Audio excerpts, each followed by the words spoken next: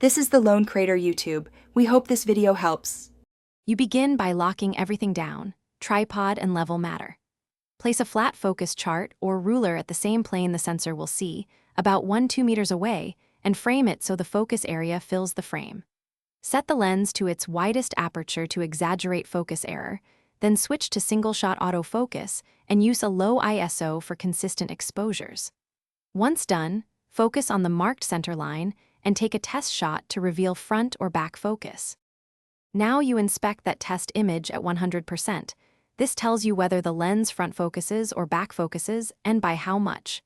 If your camera supports AF micro adjustment, enter the FMA menu and change values in small increments, then shoot the same target again. If no FMA, use a calibration dock or service. Make one adjustment at a time because small changes can swing results. After each shot, compare edge-to-edge sharpness to quantify progress and lock. Finish by validating across 3 distances, close, mid, and far, because AF behavior can change with focus range. Make final minor tweaks to the chosen FMA value. Once satisfied, save the value in the camera's custom settings if available. If results vary between focus points or lenses, test those individually to isolate the problem and make sure firmware is current. If adjustments don't converge, reset settings, and when all else fails, send camera or lens for professional calibration.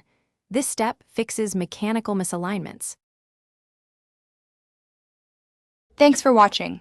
Consider subscribing if we helped you.